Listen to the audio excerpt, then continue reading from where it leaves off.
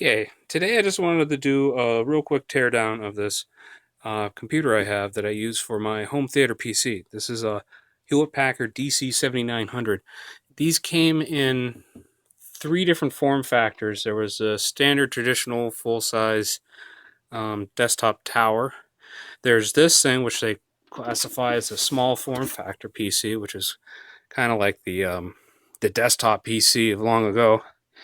And then there was also I think they called it a super small or ultra small form factor, which actually was maybe about like at least a third, no more than a third of the size of this one.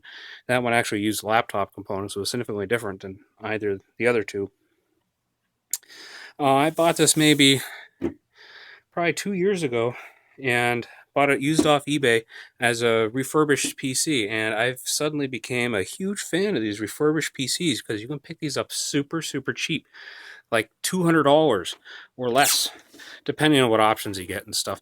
Now this is a couple years old, so this has originally came with a Core 2 Duo, 4 gigs of RAM. I forget how big the hard drive was, with just a DVD burner.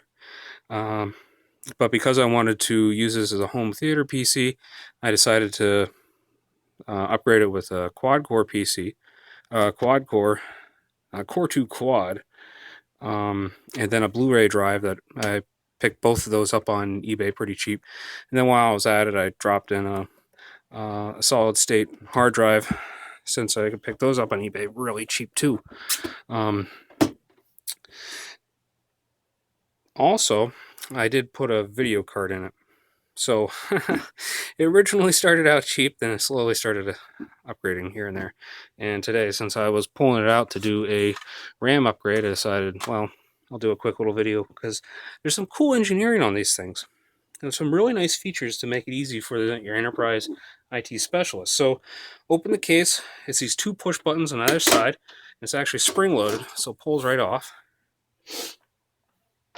And then you got your basic components. Your CPU is underneath this.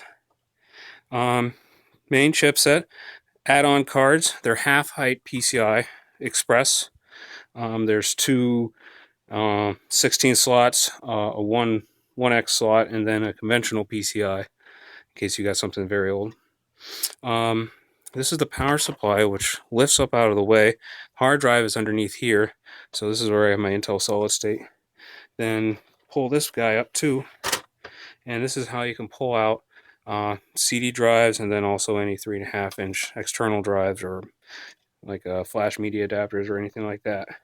So I mean, it's just, you just grab things and pull them off, and like the whole front bezel pulls off with these two tabs. And then they're even nice enough to put extra screws onto here, so if you need it for any of the other drives, the screws are right there. It's just so slick and handy. It's also quiet because it only has this one very large, I think this is a 92 millimeter fan in the back for the power supply, which doesn't generate any noise at all.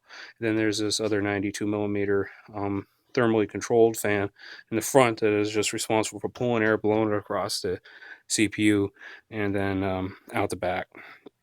So I also chose to get a HD 6450 Radeon card, which Asus makes a variant of it that is half height and fanless, so less noise. Solid state hard drive, less noise, so it is completely inconspicuous, even right in front of me at the in the TV console.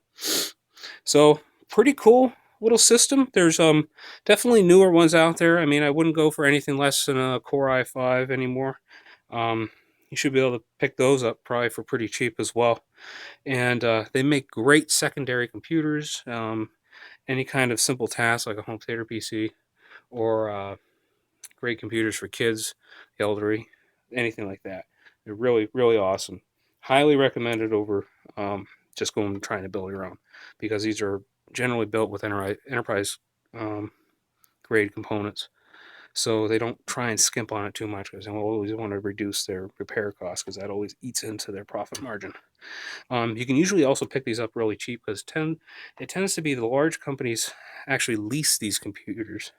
They don't usually buy them. And as part of the leasing agreement, then it usually comes support contracts. So if there's any hardware failures, they just get immediately replaced by the manufacturer. Very, very cool. Suggest checking them out.